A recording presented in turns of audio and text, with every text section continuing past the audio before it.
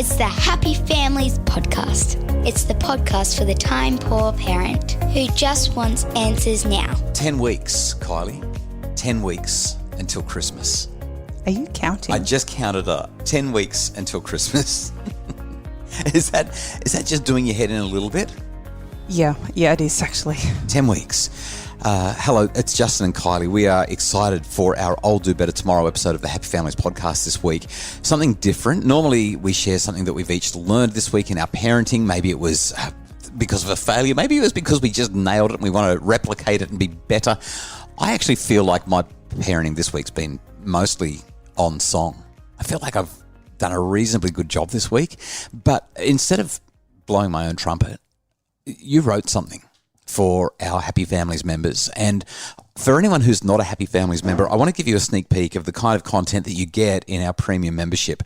Kylie writes a monthly blog. We've got Q&As, there's webinars, there's a whole lot of other material that we provide for you to support your family better. But Kylie, what you wrote this month for Kylie's Corner, I think any mum particularly is going to just say, oh yes. But any dad is also going to pause and go, it's hard. This is why being in a family and making our relationship work is so hard. So I wondered if today, well, we've already talked about it, I know what the answer is, but I thought it would be great if you would read and share your Kylie's Corner with our audience so that they know, number one, what they're missing out, but number two, so that they can get a glimpse of this insight, because it's just, I think it's you at your best. So can we hear it? Can you read it? What did you call it? What are we in for? It's called Name It, You Can Tame It. It's just another hump day in our house, or maybe not. It's 8:30 a.m. The kids have been successfully dropped off to school, all bar one, who was feeling unwell upon waking and has taken herself back to bed in a sick-induced coma. My husband, feeling pressure looming over his head with growing veracity, should be at work, chipping away at a deadline now long past. But instead, he chooses to lean in. He wants to connect, to be close. He senses that all is not well with me, and he feels me holding back, feels the distance growing between us. Emotions are close to the surface, and yet I haven't actually taken the time to understand how I'm feeling. I know the why, but without any thought, I think I feel sad. Sad that his workload is so intense, I feel like I'm not important. But I'm learning that this is just the surface stuff, and if I don't dig deep enough, those feelings can eat me alive, swallowed up in the agony of life as I feel it. So as uncomfortable and foreign as it is for me, I choose to lean in. I choose to be held. I choose to get curious.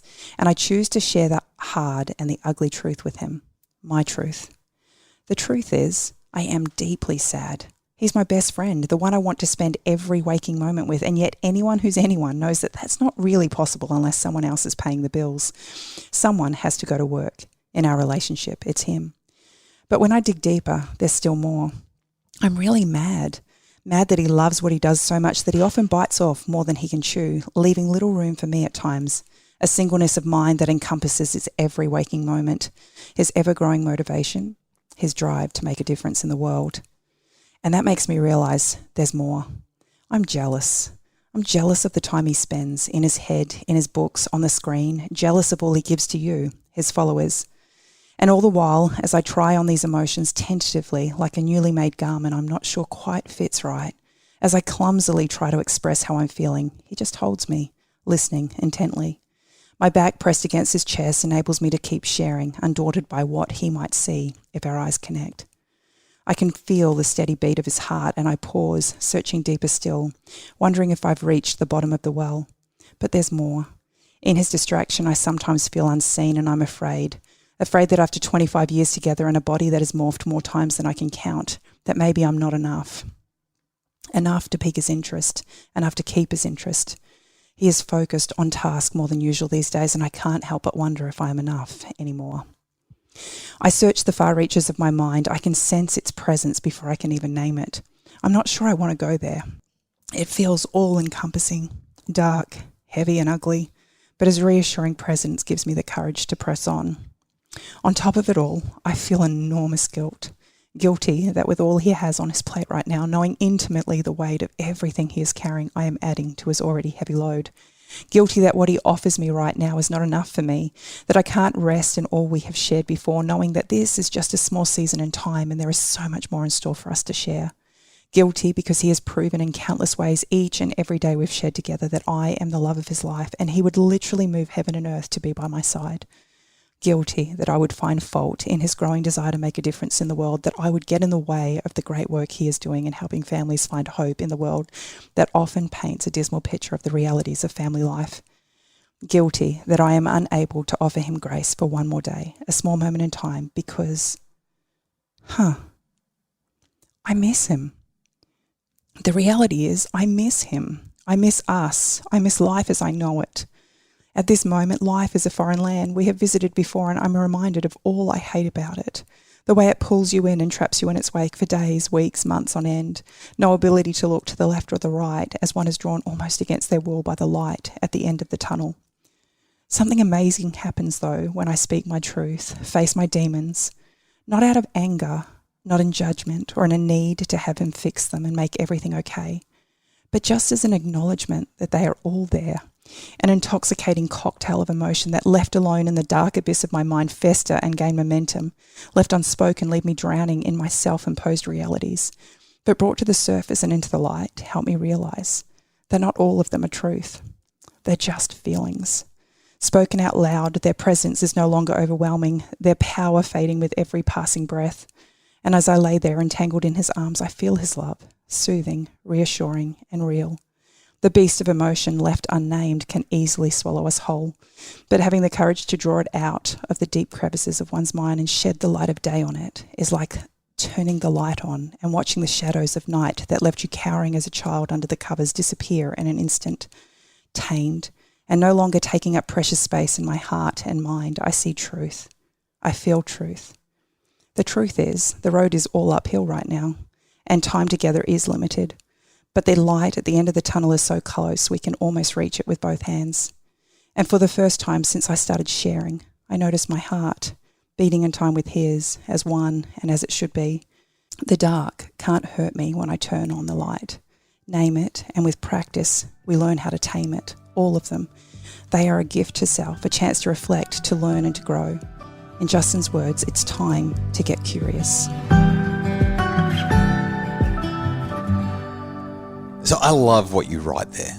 I love the way that you have unpacked your emotional world and a couple of observations and conversation points out of it. First of all, this is why men say, "Oh, for goodness sakes, not more emotions." It's like layer upon layer upon. Now, I'm jesting. One of the things that I really want to pull out of this is the amount of effort that's required. It's heavy lifting to really excavate, to work out what is at the seat of our emotions. And I love how you've gone through this anger and frustration and sadness and blah, blah, blah, blah, blah, guilt until you get to, I miss him. That highlights just how much work needs to be done to understand and label our emotions accurately. And we don't do that very often for ourselves or for our kids. We're looking for a quick fix. We're trying to be efficient. We're just trying to move things along. And it sounds hard. And in spite of the hard, though, once you do the work, everything's better, right? The world makes sense once you understand what is happening emotionally. I think for too many of us, we get sidetracked on the big emotion that's at the surface. And for so long, I've spent so much of my time just thinking I'm angry. And it's not until you actually allow yourself to sit in that space and to start to just kind of really dig deep that you recognize that that's actually the least of the emotions. It's the emotions underneath that next layer that help you to kind of unpack it. And even then, you don't find the answers until you keep going to recognize that what is lying at the very bottom of all of that is often not as big and scary as we think it is. A couple of other points to pick up on what you've written and what you've just said. The first point is I came out looking pretty good in that. I was patient. I hugged you. I listened. I asked you a few questions and we just kept on going deeper and deeper. But the more serious point that I wanted to make is at the heart of so much of our emotional distress, our emotional discontent is a desire for connection, to be seen, to be heard, to be valued, to love and be loved. And really, at the very heart of what you're writing about here, you're saying, I need to connect. I need this to be more than a transactional passing each other in the corridor relationship. We've got to see each other. I think the thing that stands out for me is that while I don't for a second suggest that you sitting there and having to listen to me as I started to unpack was necessarily easy on the ears, it can be very easy to sit in that space and actually feel like this is all your fault and that you actually have to fix it. The reality is that all you had to do was just be there. And that's, I still remember the conversation. It was obviously a few weeks ago now, but I still remember the conversation where you would say something and I had an impulse to say, oh yeah, but you don't understand. Or yeah, but this matters so much. Or look at the work that's being done. Look at the people that are being helped. Or look at the commitment that I've made and look at it from my perspective. I had to fight that about 700 times in the 6 or 10 or whatever 60 minutes that the conversation took, and I had other things to be doing other than laying there listening to you as you went through a little psychotherapy session with me. Yet as I heard you make your you weren't airing grievances, but as I heard you express what you were feeling, fighting that impulse and instead saying I know and yes and what else and tell me more about that, it actually wasn't that hard. And every time I was able to do that, you would pause and go deeper. It's hard for you to do this, though. It's hard for most people to do it, and I think that we've got to explore why it's hard for us to do it and why it matters that we parent the way we do, because there's a link between the two, I think. Why is it so hard for you to allow me to hear your voice, and why is it so hard for you to identify the emotions you're experiencing? Double-barreled question.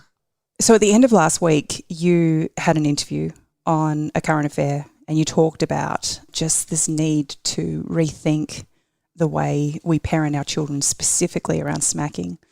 And I have spent a lot of time not wanting to add my voice to this debate at all, as this particular interview really caused quite a stir. It actually got me thinking about the way I was raised and some of the challenges that I had growing up. And smacking was a huge part of my discipline as a young child. And I've known that, and I thought I'd come to terms with everything associated with that. But as the conversations continued to flow with friends and family around the smacking debate, I started to think about the things that I actually learnt as a result of smacking. People would easily make the assumption that because I was smacked a lot, I must have been a naughty child, but I wasn't. And if you talk to my parents, they'll attest that I was actually the golden child in the family, but I received punishment a lot. And it wasn't until I actually started to think about what I actually learnt in those moments that I recognised how intimately tied my inability to express emotion has become. In those moments where I was disciplined through smacking, I didn't learn that my parents loved me and they were doing this for my best interest. I learned that it wasn't safe to actually share my emotions, because you think about the times we discipline our children, it's when their emotions are usually big, whether it's anger or jealousy or envy, whether it's overexcitement, whatever the big emotion is when the discipline seems to be the harshest.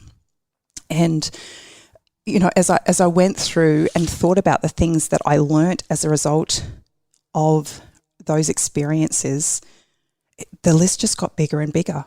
And I recognised just how closed off I had been from being able to actually explore my emotions and articulate them. Because out of everything, I think the deepest and hardest thing that I learnt through that process was that love was conditional. That my best efforts were actually never enough, that there was no room for error, and that I was unworthy of love and affection. And so in spite of the fact that I have lived in a beautiful, loving and supportive marriage, being able to actually get to a point where a couple of weeks ago I was able to unpack in a really deep and powerful way for me those feelings, that has been a really, really scary place for me to sit. Last week we had a conversation about helping your kids find their inner voice, and I think that listening to this conversation really brings all of this together. When we were raised, or when our children are raised in an environment where emotions are shut down through parents being punitive and being quote unquote disciplinarian, it actually cuts them off from their emotional world. It makes them feel like their voice is unimportant. It's on mute. They need to silence their voice and listen to the voice of the powerful people around them. I love the insight that you've had as a result of the current affair interview, but I also love the insight that you've had in that when we spend the time to go through an emotional identification process, we discover that there is layer upon layer upon layer. If you remember the TV commercial from all those years ago, there's so many layers, or the Shrek thing, layers of an onion. Just got to keep on peeling the layers back. A lot of this is a gendered statement. Unfortunately, the research bears it out, which is why I'm saying it. A lot of men do not identify their emotions at all. And again, I'm pretty sure it's because the way we're raised is that you don't have emotions. You bottle it up, you keep it in. You're either happy, you're good, you're fine, no worries, or you're angry. And that's kind of about it. As we get better and better at identifying our emotions, we become more whole. We become more vulnerable, more complete, more connected with the people around us. Our relationships are enriched. It's just Kylie, I love your article, and I'm so grateful for the conversation and for what you've shared. I hope that everyone who's listening is able to pull this apart, to tease it apart, maybe even go and listen to it again with a partner or spouse or a loved one. I want to add one last thing to this conversation. After the current affair interview, I got a phone call the next day from your mum. I don't think she's called you, but she rang me to say thanks. You've shared openly on the podcast that your mum was harsh. She was a disciplinarian and she would hit a lot. And she thanked me for the interview. And then she told me that she just wished that she'd understood at a younger age what she now knows now in her 70s. She wishes that it was different. I thought that was a powerful, powerful statement. Not every person who hit thinks that it was deserved, and not everyone who was hit thinks that they turned out fine. And these kinds of conversations help us to open up the pathways into our hearts and hopefully make stronger connections. Like I said at the beginning, this is not a conversation I've really wanted to get involved in. But as I have started to unpack just the profound impact that it's had in my life, there's just this need to share in a hope that it makes a difference to one family. I think it might be the most powerful podcast episode we've ever done, and one of the most profound things that you've ever shared. And I really appreciate that. We really, really do hope that this has been a useful podcast for you in your home and in your family, and that it does help you to make your family happier. We hope you have a wonderful weekend. The Happy Families podcast is produced by Justin Rulon from Bridge Media. Craig Bruce is our executive producer. And if you'd like more information about how to make your family happier, particularly if you feel like the family's a hot mess, check out the Happy Families Hot Mess Summit. It's going to be an incredible summit. It's coming up in just a couple of weeks. The early bird special is only on for a short while longer, and we would love for you to join us. All the details at happyfamilies.com.au or our Facebook page, Dr. Justin Coulson's Happy Families.